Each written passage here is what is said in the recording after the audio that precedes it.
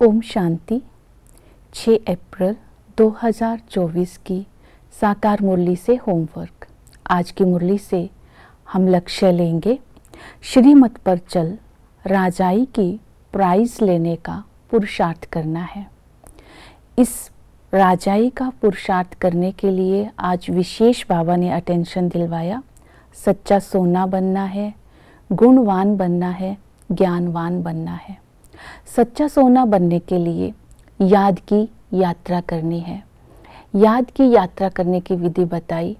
सवेरे सवेरे उठ, साइलेंस में बैठ, शांति धाम और सुख धाम की यात्रा करो। इसमें साइलेंस में रहना है, आवाज़ में आने की ज़रूरत नहीं है। घर गृहस्थ में रहते हुए भी याद की यात्रा कर सकते हैं। तो आज ये अभ्यास बार बार करना है। इस अभ्यास को करने से आत्मा की ज्योति जो उजाई हुई है वो प्रज्वलित हो जाएगी। दूसरी विधि बताई याद के लिए, अपने को आत्मा समझ देह के धर्मों का त्याग कर एक बाप को याद करो। अपने को आत्मा समझना अर्थात मैं आत्मा निराकार हूँ, मैं आत्मा अविनाशी हूँ, मैं आत्मा बिंदु हूँ, मेरा पाठ अविनाशी है, मैं भिन्न भिन्न शरीरों द्वारा पाठ बजाती हूँ, मेरा 84 जन्मों का पाठ पूरा हुआ, मैं ही तमो प्रधान से सतो प्रधान बनती हूँ। इसका अभ्यास निरंतर चलता रहे, क्योंकि देह के भान का त्याग करना है। देह के भान में आने से ही 5 विकार आत्मा के अंदर आ जाते हैं। देह के भान का त्याग करना अर्थात व्यर्थ के संबंध से अपने आप को मुक्त करना। जब व्यर्थ के संबंध से हम अपने आप को मुक्त कर लेते हैं, अपने स्वधर्म में स्थित हो जाते हैं, तो अपने आप आत्मा पावन बन जाती है। आत्मा के सारे संबंध बाप के साथ हैं। बाप से भी पूरा वर्षा तब ले सकते हैं। इसका राजाई का वर्षा लेने के लिए पुरुषार्थ करना होगा। बाप का बनने से वर्षा तो सबको मिल जाएगा, लेकिन राजाई में ऊंच पद पाने के लिए धारणा भी चाहिए और ऊंच पुरुषार्थ भी चाहिए। वही बाप इस समय हमें टीचर बन करके पढ़ाते हैं। वो सुप्रीम टीचर है।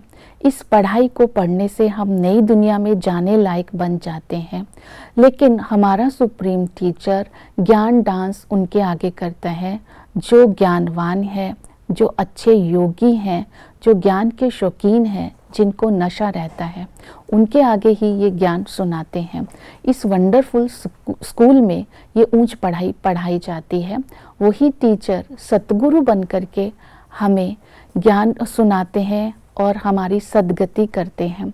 तो सतगुरु की याद से ही हम पुरानी दुनिया से नई दुनिया में ट्रांसफ़र हो जाते हैं, तमो प्रधान से सतो प्रधान बन जाते हैं। और बाबा कहते हैं मैं सतगुरु बन करके आया ही हूँ तुमको साफ करने के लिए। गुणवान बनने के लिए पवित्रता की धारणा करनी होगी।